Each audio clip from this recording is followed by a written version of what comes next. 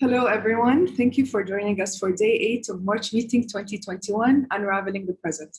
I'm Noura Al-Maalla, Director of Learning and Research at Sharjah Art Foundation. It is my pleasure to introduce today's keynote speaker, Chika Okeke-Agulu, who draws on the scholarly, critical, and personal perspectives to address urgent questions about decolonizing the art industry, art history, and the museum. Okeke-Agulu specializes in indigenous, modern, and contemporary African and African diaspora, art history, and theory. He is a professor and director of graduate studies in the Department of Art and Archaeology and director of graduate studies at Princeton University. He serves on the advisory boards of the Hyundai Tate Research Center, Tate Modern, London, and the Center for the Study of Visual Arts, National Gallery of Art, Washington, D.C. He is also on the executive board of Princeton in Africa and the editorial board of African Studies Review. He is co-editor of ENCA, Journal of Contemporary African Art, and maintains the blog Ofodunka. Okeke-Agulu is also a member of the Sharjah Biennial 15 Working Group. I would like to quickly remind everyone that there is a simultaneous Arabic translation of this session available on the link provided in the chat box. Without further delay, I would like to welcome Chika to present his keynote. Thank you. Thank you, Noura, for that a brief and wonderful introduction. I'm happy to be here this morning from my side of the world. And I wish to thank the team of the Sharjah Art Foundation for organizing what has been a most successful March meeting conference, and also for inviting me to give this keynote lecture on the question of restitution of looted art with specific reference to Africa, though of course, this is a problem as well in the Middle East and other world's regions.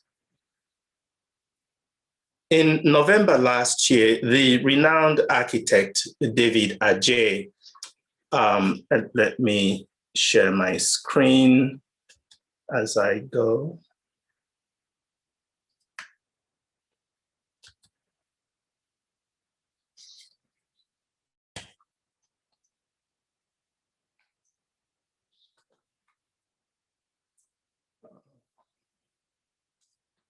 Just a moment.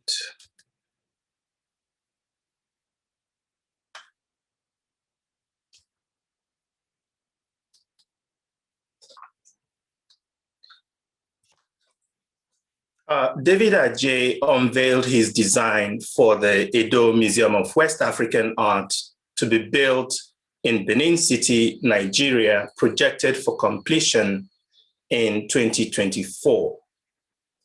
With the exception of the Lagos-based Pan-Atlantic University's Shillong Museum of Art, which opened last year, Adjaye's building will be the first major museum in Nigeria in more than 60 years. And as we've come to expect from the architect, his design for the Benin Museum is informed by the history and cultural context of the site, which is part of what was a sprawling ancient palace at the center of the city. The structure's red tone color is a firm nudge to the red laterite with which the Edo people, and in this lecture, I would be referring to Edo and Benin simultaneously. I'm basically referring to the same group of people in Nigeria. That the Edo people and other West Africans traditionally built their structures with this red laterite. And Adjaye's building's unrelenting horizontality points to the fact that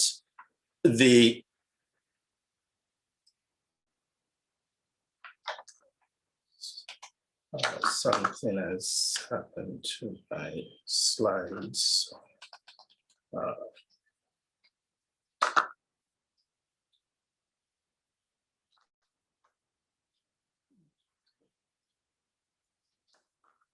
I will need to stop the share and restart.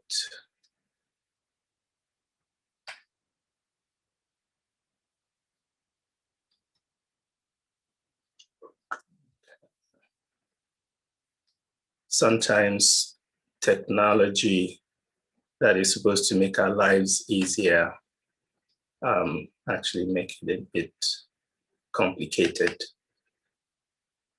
Let's see if this, no.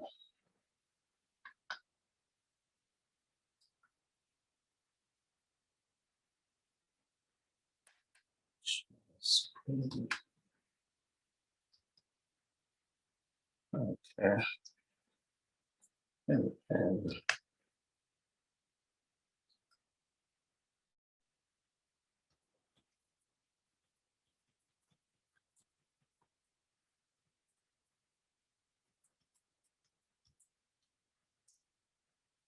okay, sorry about that. So the building's unrelenting horizontality points to the fact that they built their walls in courses, a technical necessity that gave rise to bold horizontal lines, the number of which depended on the status of the house owner. Ajay has turned these culturally significant architectural features into his building's organizing design motif. Moreover, the building's orthogonal pavilions that you see on the right echo the rectangular courtyard layout of the ancient city. And the building will not just sit on the ancient site, it will incorporate excavated structures and include objects from the dig as part of its collection and display. The point of this excavation is to create an organic, physical, and symbolic link between the modern museum and resurfaced structures of the ancient city. Thus, the archaeological and museum project will become for Edo people what the French historian Pierre Nora once described as a place of memory, a place where memory crystallizes and secretes itself, that is, where memory and history find expression.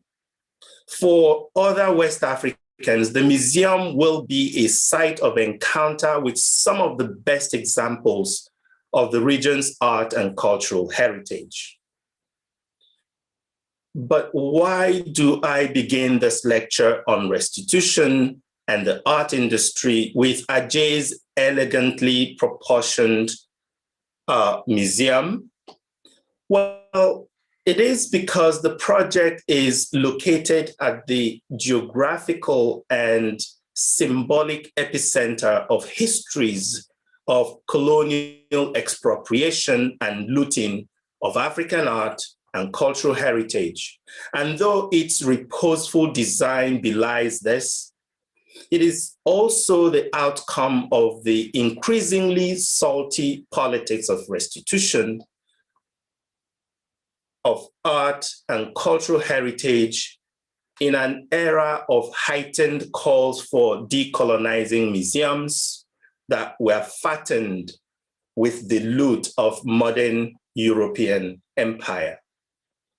It is one concrete proposition, though not by any means the definitive solution to the difficult questions and debates around the legacies of colonial cultural violence and the work of Western institutions that hold material evidence and witnesses of that violence.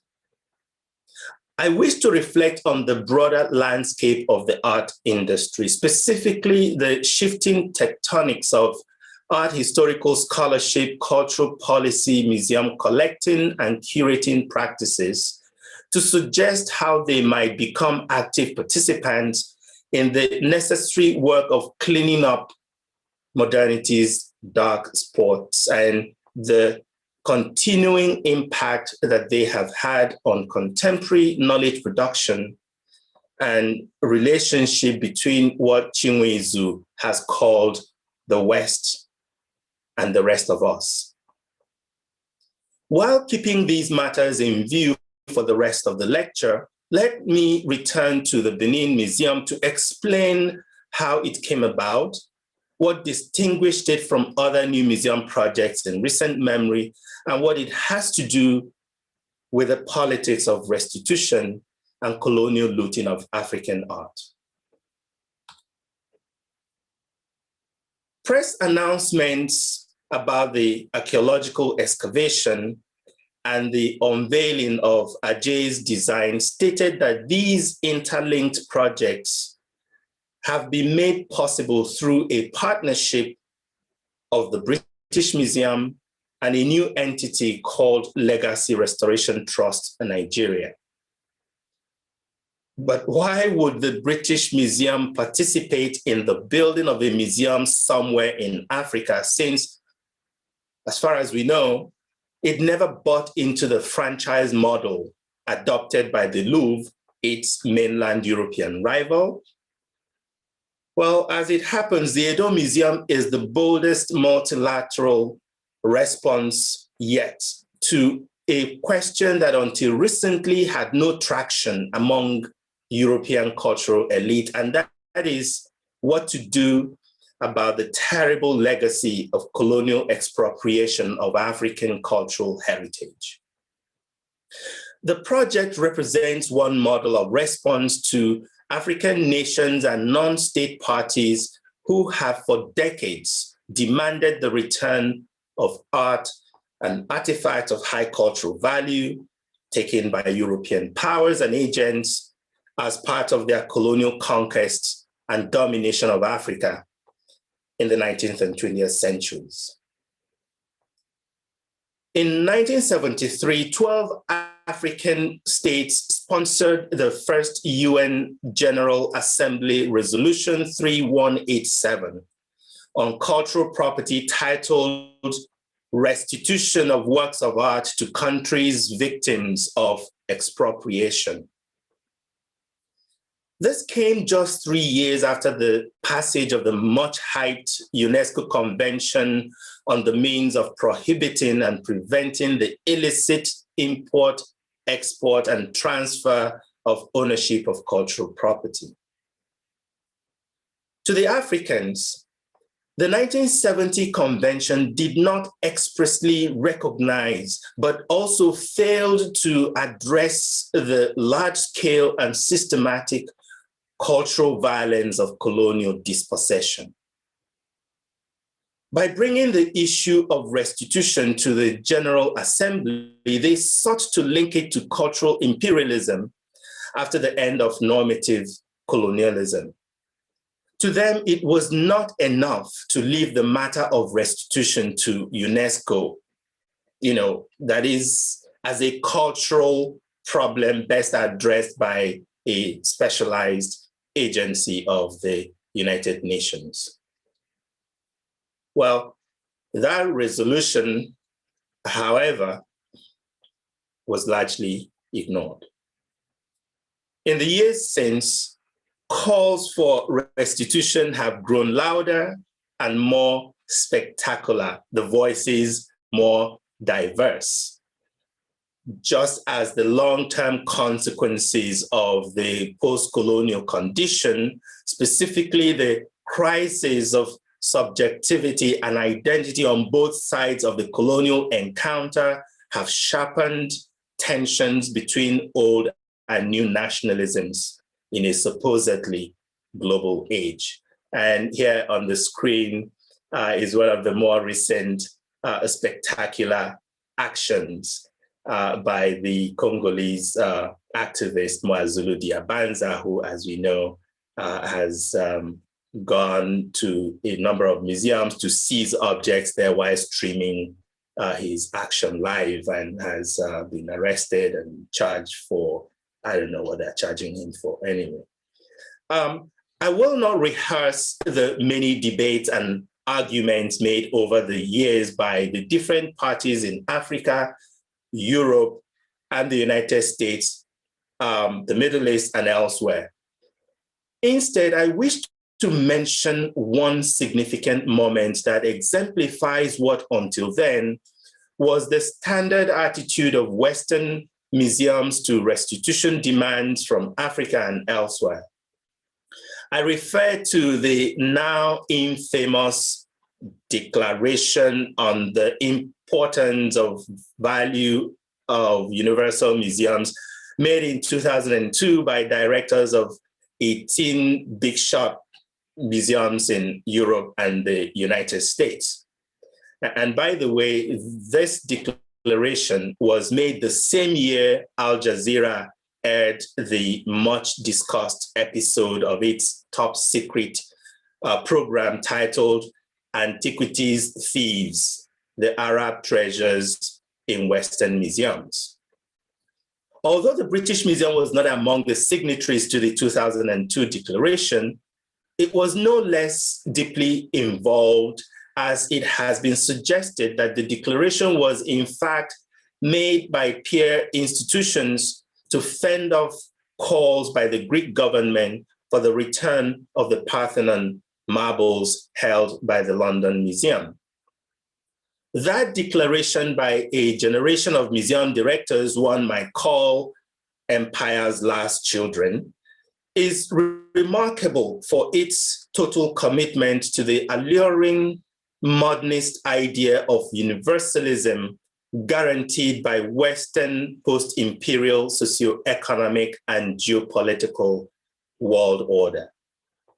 By warning against the dangers of nation-based claims to cultural heritage, the signatories presented the very institutions built in the age of empire as inviolable keepers of culture for the people of every nation.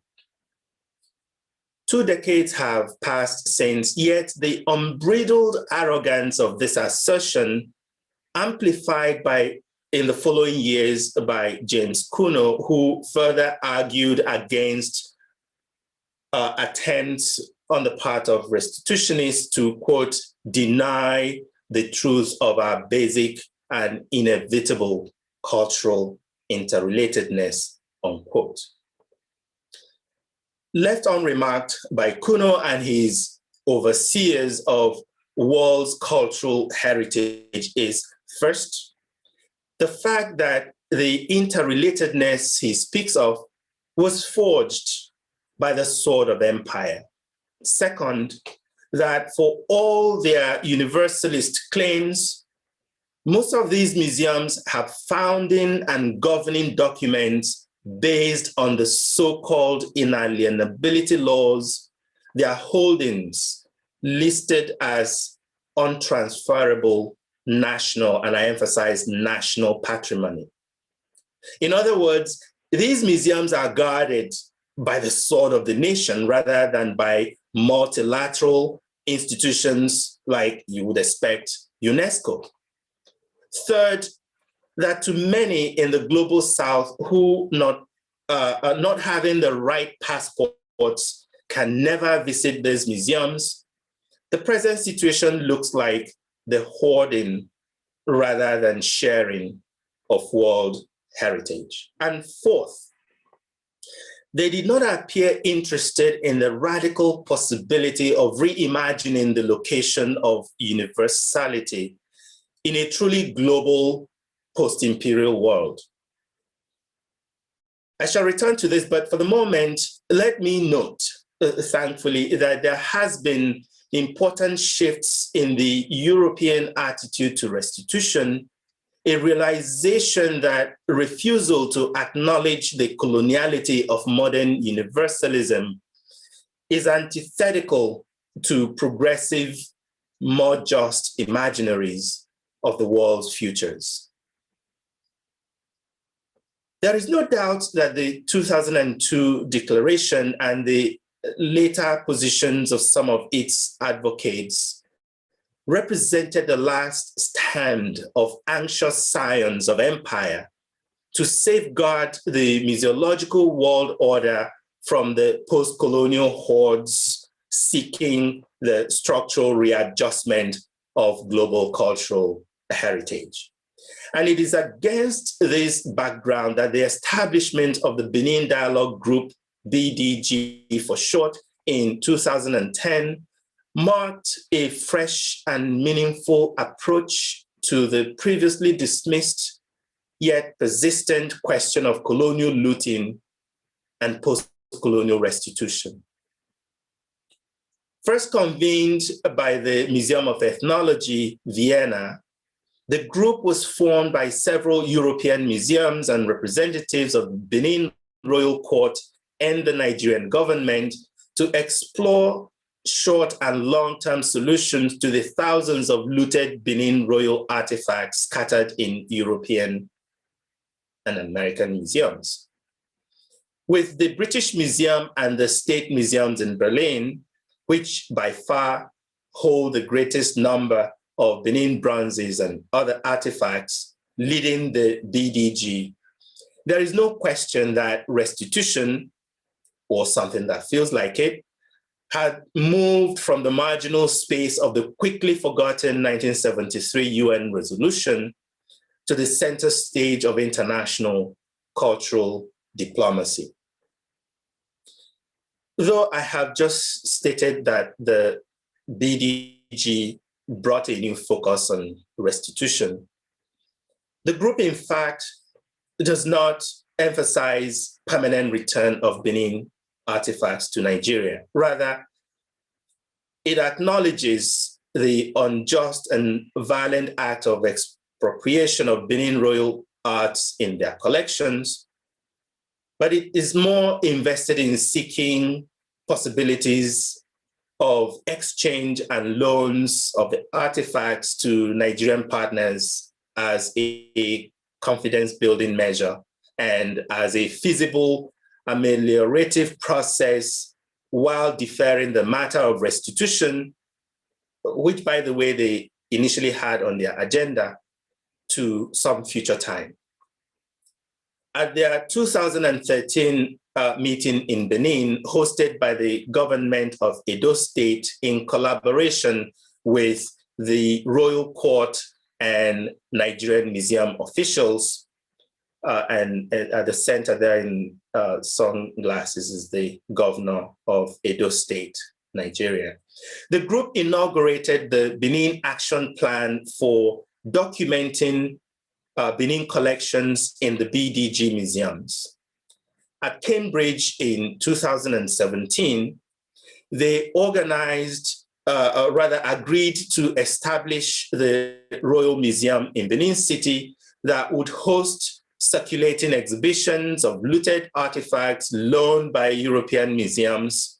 And in 2018 in Leiden, a steering committee was mandated to begin work on the project through the Legacy Restoration Trust. For all its boldness and fresh perspective on what had become a monumental impasse in restitution politics and discourse, that is the fact that the keepers of Benin artifacts and the Nigerian claimants could agree to engage in a dialogue with set objectives, the deferral of the ownership and restitution question has important consequences. So why did the Nigerians agree to an arrangement that set aside their decades-long demand for the return of the looted Benin artifacts, focusing instead on circulating loans to the new museum when they could imply legally full acknowledgement of the European lenders' ownership of the objects? I have on a few occasions expressed deep concern about this, as have many others, including the Ghanaian scholar Kwame Opoku. Moreover, as we know, the governments of Greece and Egypt have also long rejected any loan-based agreements, arguing that they could not receive as loans that which belongs to them.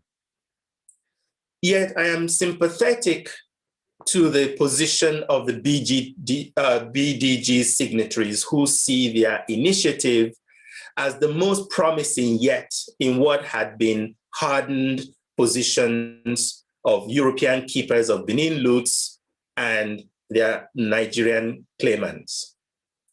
My stance still remains this, that so long as loan agreements between the BDG lending institutions and their Nigerian partners do not exclude future restitution of the object or the rights of the Nigerian stakeholders to pursue restitution claims, the current arrangement could indeed be a significant step toward a crucial objective of restitution advocates, and that is proximal access by Edo people, Nigerians, and other Africans to some of the finest and most important artifacts of their cultural heritage presently trapped in Europe. And it is in this sense that one might appreciate the simultaneous firm assertion by the Oba of Benin of the court's ownership of the looted artifact and his readiness to negotiate provisional compromise. But let me address a question that must be hovering on the rafters of this virtual room. Why, of all the many astonishing instances of colonial expropriation of African artifacts and cultural heritage, did the European museums focus their energies on Benin royal art? And how is this not a cunning contraction of a continental problem into a single containable thematic? That is to say, is Benin the exception or model?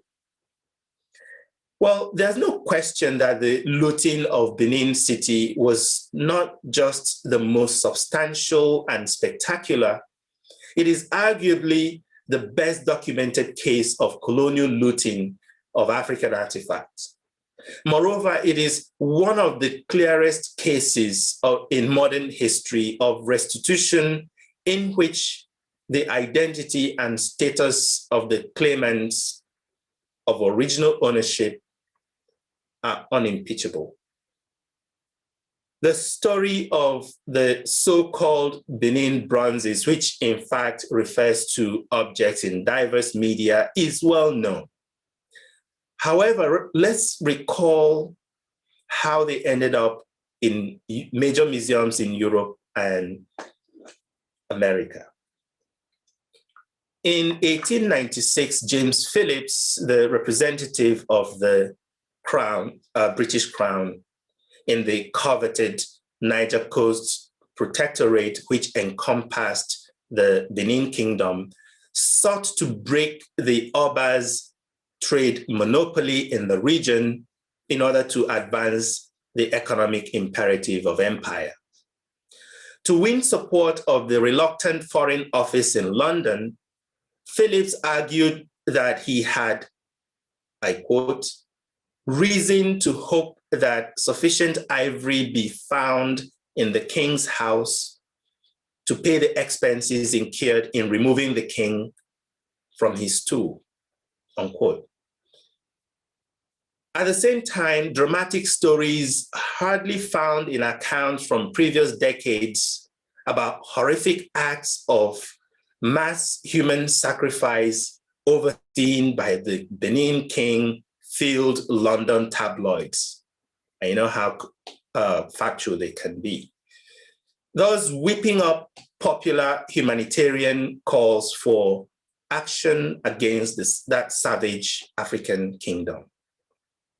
In January 1897, Phillips organized a fatal military expedition to Benin City. And in February, a punitive expedition of 1,200 Royal Marines invaded Benin, burned down the palace and much of the city, and in fulfillment of Phillips' plan, systematically looted thousands of high-value artifacts kept in the palace, including centuries-old ivory, and brass objects that constituted the kingdom's treasures and archive. Oba Ovonramwen was exiled, ending the sovereignty of 700-year-old dynasty. Some of the key actors in the invasion amassed their own personal loots that they sold off in Lagos right away. Back in London, the official loots were auctioned off by the Home Office. The British Museum would inherit nearly 1,000.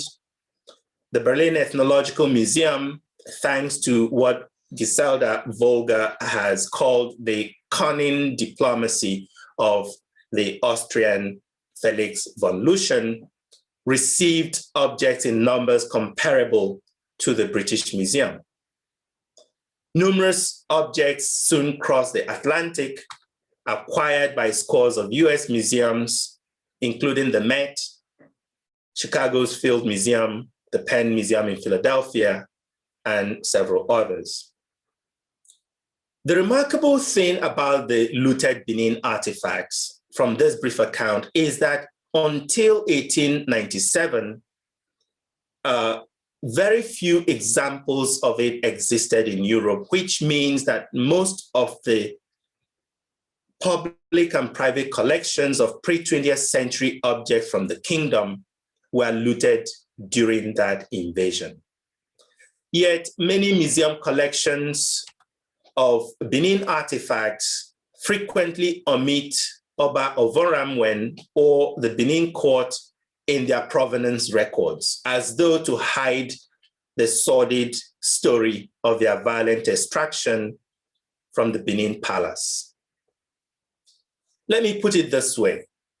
Of all the countless African artifacts in Western museum collections, the Benin bronzes are not among those that can be said to have uncertain provenance. Nor, as noted earlier, is the identity of the original owner and his successors a matter of dispute. And I mention these 2 points simply to suggest that the usual argument keepers of African artifacts, even when they acknowledge that they might have been illegally or unethically expropriated from their original locations, blame lack of provenance records for their inability to consider restitution.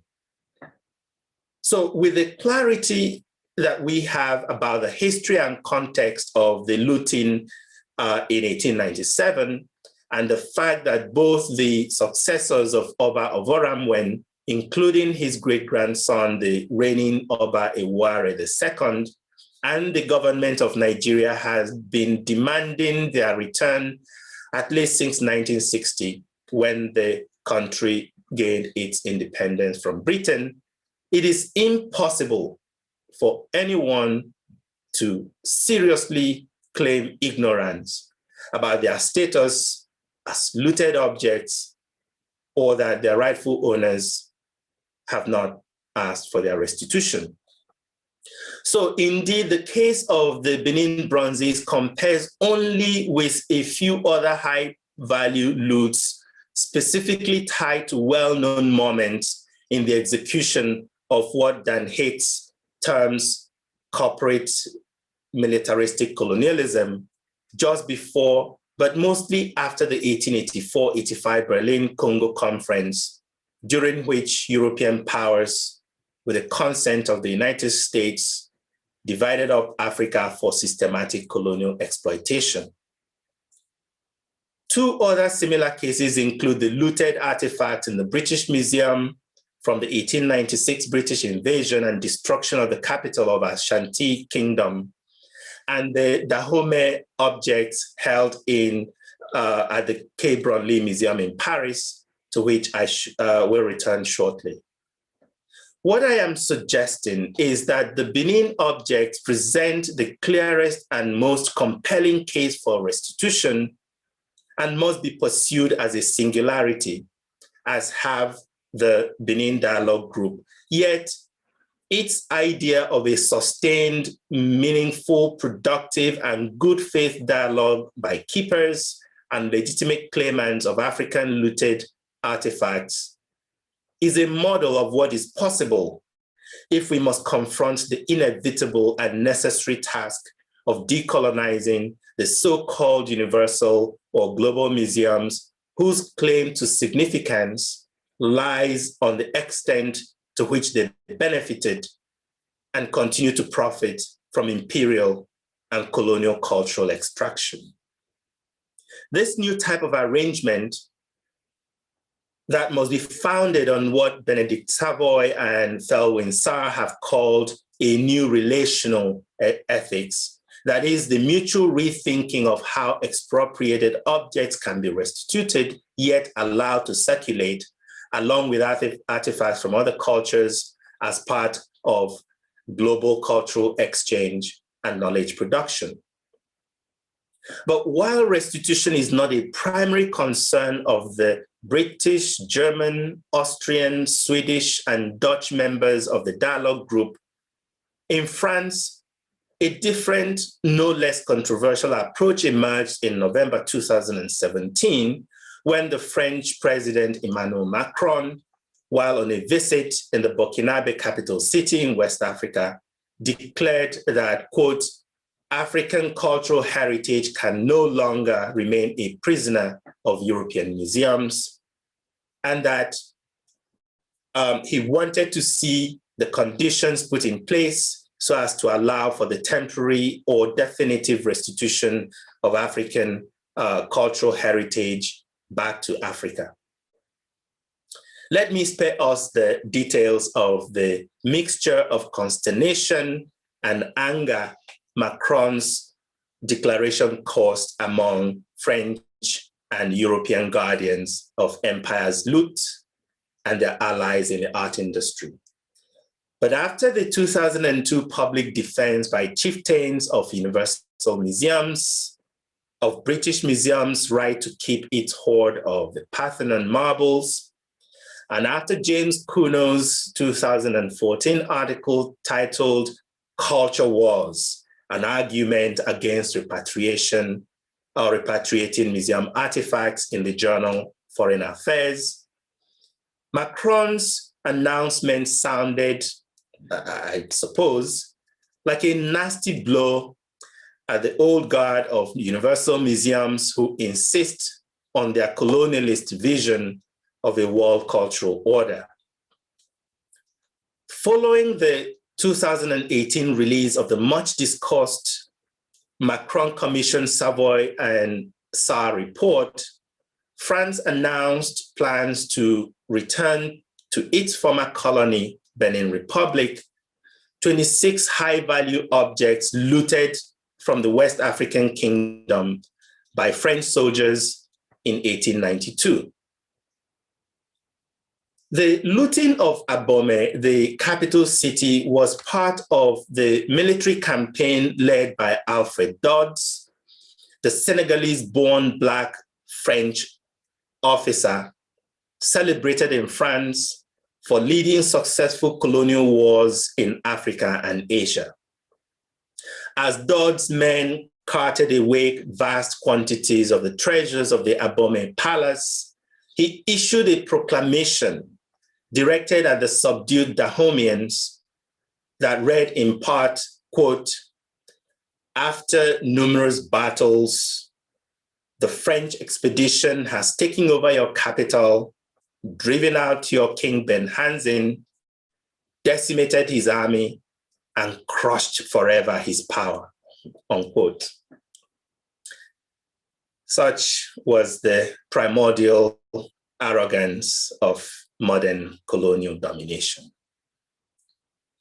In any case, a visitor to the Quai Branly Museum in Paris, the inheritor of more than 70,000 African artifacts, many of which were once housed in the now defunct Trocadero Museum, the haunt of Parisian modernists like Picasso, will see the monumental portraits of Dahomey's kings, including Benhanzin on the right, portrayed as a shark, as well as his throne on the right.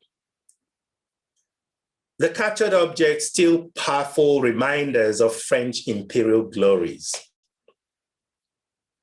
And that is why when Macron not only acknowledged the criminal violence of colonial wars in Africa and the need to remediate by restitution the accompanying act of cultural expropriation, he made clear that the argument in supporting hoarding of artifacts taken from colonized territories were no longer defensible.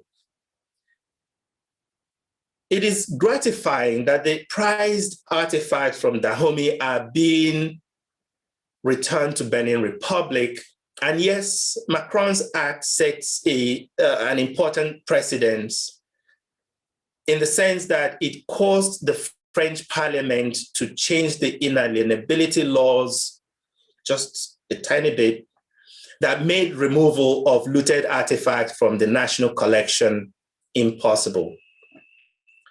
However, France must engage African stakeholders who have asked for the return of artifacts to engage on the terms of their restitution, what artifacts are placed in priority lists, but also to explore how France might support establishment of appropriate spaces where such is not already in place, while the looting of artifacts in places or in palaces of Dahomey and Benin City was a unilateral act of imperial expropriation.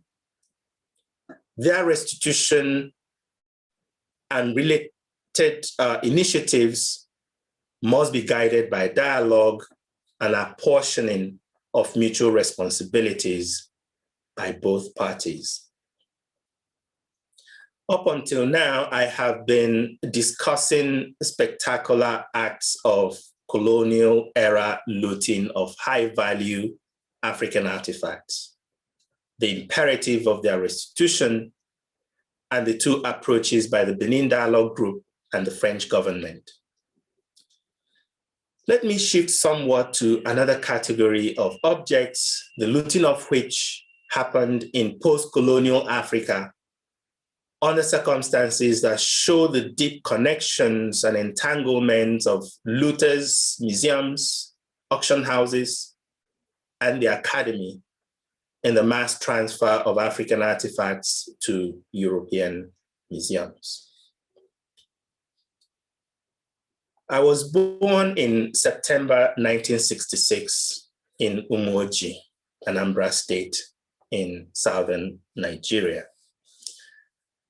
And I mentioned my year of birth not to show off my age, but to signal the fact that I was born in a place and time of one of 20th century's nastiest crises, the mass killings, otherwise known as pogrom of the Igbo by their fellow citizens in the summer of 1966.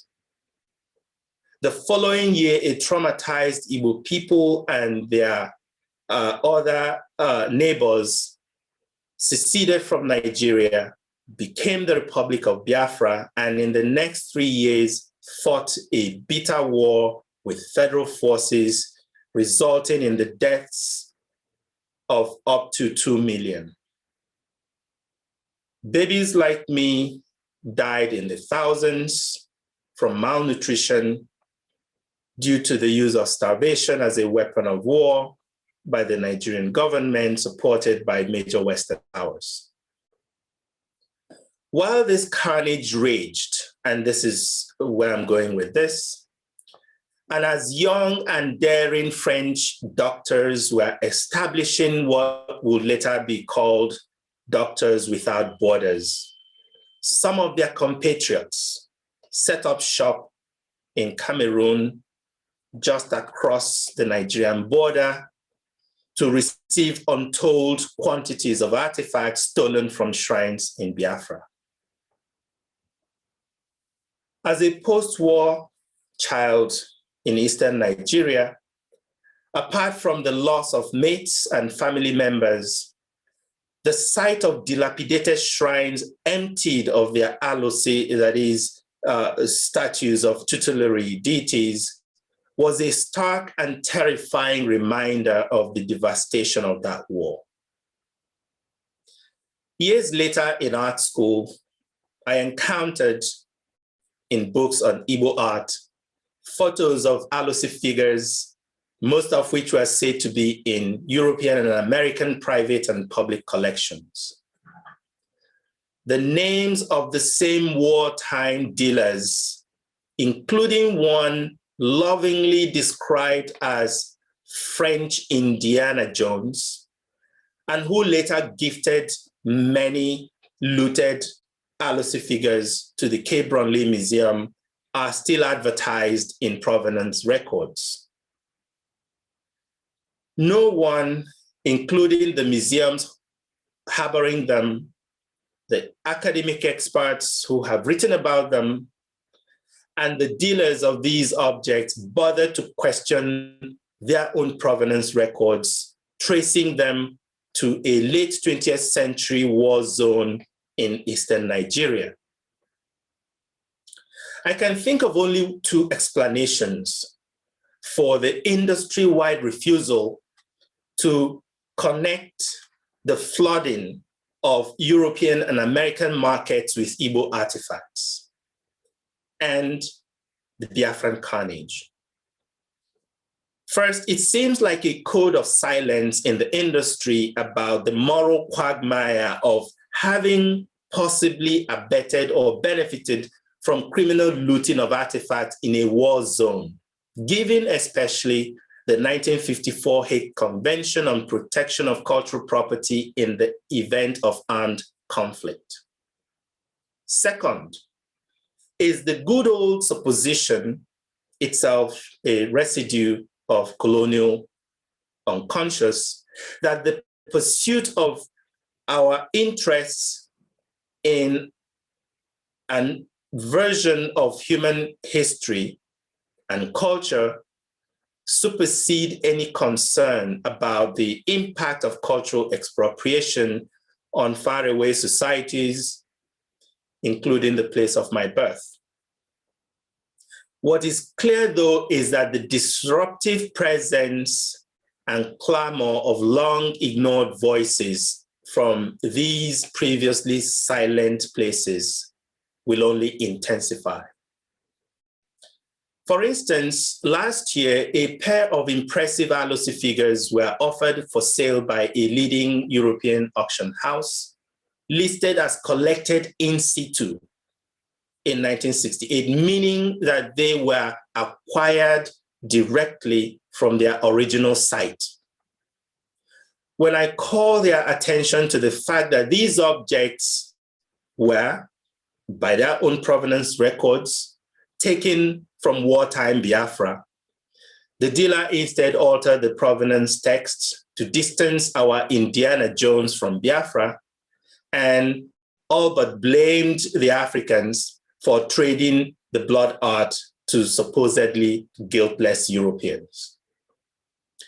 This is not the place to revisit oral histories that place certain white men with their armed guards in Igbo villages looting specific kinds of artifacts. What is important here is that though the undaunted auctioneer proceeded with the sale, it drew a new attention to the fact that these looted Igbo artifacts no longer exist outside of the restitution discourse, especially now that the Nigerian government has declared the illegality of their exportation during that war. Moreover, scholars, collectors, and dealers of these artifacts can no longer ignore the circumstances of their extraction and the extent to which they index experiences of cultural loss for the survivors of that terrible war. Let me conclude by returning to the question of decolonizing post-imperial universal museums in Europe and the United States. To be clear, I do not suggest that restitution, even if fully achieved, completely settles the necessary task of decolonizing the museum. Rather, it is a key part of it, precisely because cultural expropriation, as General Dodd's 1892 declaration in Dahomey reminds us, was an important tool of African colonization. I'm cautiously optimistic about the recent positional shifts by the leadership of leading European museums, such as the current director of the British Museum, who last year stated that, quote, acts of violence were perpetrated during the period of imperial conquest and during colonial rule, with effect that it echo into the present, and that institutions like the British Museum have a responsibility to address and respond to these challenges. Or the statement this year by the president of the Prussian Heritage Foundation, the parent institution of the Berlin Ethnological Museum, affirming his support of restitution of African artifacts. This new willingness to discuss the possibility of restitution shows how far we have come from the hardline arrogance of the 2002 defenders of imperial universal museums. I have often pointed out that European and US museums have no moral standing to claim that restitution is impossible because Africa does not have pretty museums to keep and safeguard high-value artifacts. Even so, the way forward must be paved with mutual responsibilities by Western and African stakeholders. The Benin Dialogue Group has indicated with the Royal Museum Project that good faith negotiation and readiness to test new ideas about undoing one of the enduring residues of modern imperialism.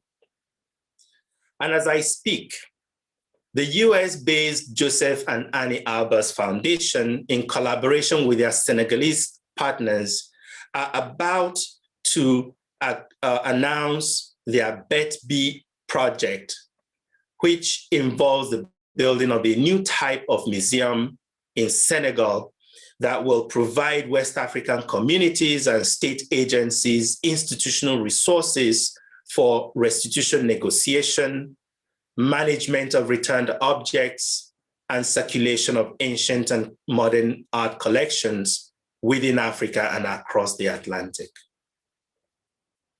In all of this, remarkably, American institutions that have in the past led restitution initiatives on looted art by Nazi Germany through the 1998 Washington Principles have largely avoided any direct or concerted discussions about restitution of looted artifacts. Even if they do not wish to lead, they must at the very least join current restitution initiatives by their European counterparts or present meaningful alternatives, given that they too have equally benefited from the spoils of empire. Sitting on the sidelines is not enough, nor is it defensible. Thank you.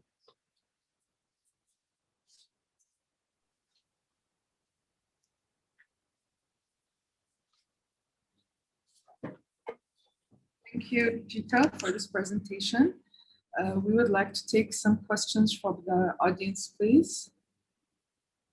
Sure.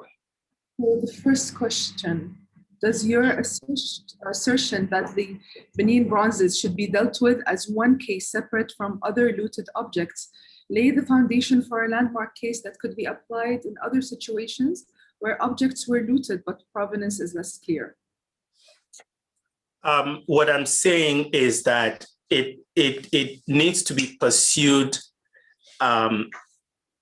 as a singular case, and yet a case that can serve as a model for other restitution questions around the world. Of course, there is no single process through which objects that left the Middle East or Africa or other parts of the global South went to Europe or America. They went through different routes under different conditions, and each will require a specific set of tools, legal, diplomatic, and otherwise, to pursue. But the point is that up until now, there's a certain kind of impasse, especially for Africa, around the question of restitution. What I'm saying is that this presents a case that can become a kind of precedence. But I'm also looking at what's happening in France. As I mentioned, the idea that they could tweak the inalienability laws to allow these objects to be repatriated to Senegal and Benin Republic, that means that with the right kind of pressure and negotiation, they can still go back and tweak those laws a little bit more, perhaps until a time when they have to be dispensed with. Second question, do you think that more public interventions like Mwazulu Diabanza's can help move forward this conversation? Of course.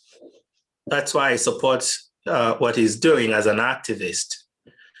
He brings renewed attention to a problem that many institutions would rather go away.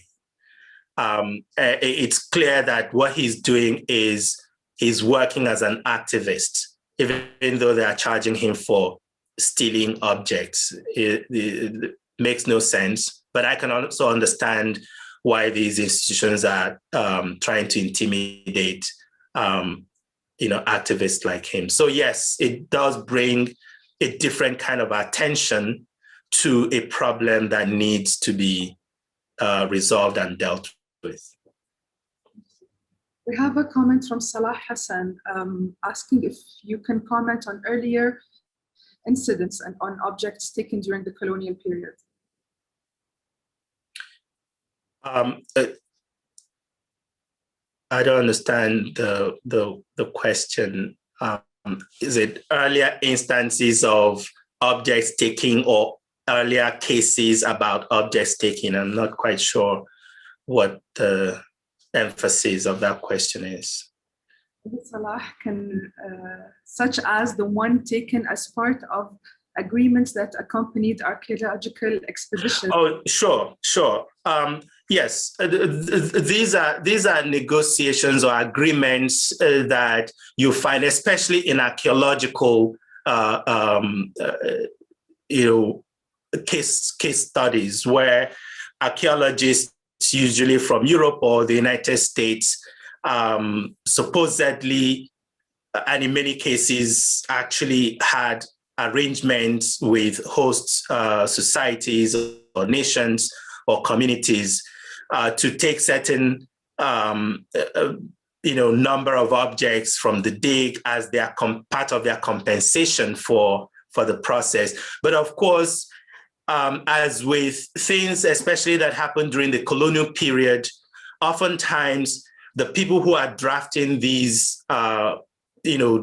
documents are the ones who have vested interest in what they want to get out of those situations. So oftentimes these negotiations or these agreements were skewed in favor of the archaeologists. And that is why you find in many instances, once these countries gained their independence, they pretty much changed those arrangements to, at the very least, favor the host communities rather than the archaeologists themselves. So this is part of the dispute these days. You have histories of archaeologists from the United States, in the Middle East, in North Africa, came back with vast quantities of objects, supposedly under these agreements, when in fact, they were the ones that drafted the agreements for the most part, or the imperial nations for whom they were working. And oftentimes these were not equitable agreements. We have 1 minute left, so we have time for one more question. We have a question from Ute, who believes you have a soft stance on this issue. So if you could please talk more about it. About the what stance? I'm curious about Chika's soft stance on the restitution. Well, I'm not sure what soft means. I think I'm very clear about a restitution, and that's why I say that my position with the Benin Dialogue Group is that whatever negotiation that they are doing, it cannot replace restitution of those objects.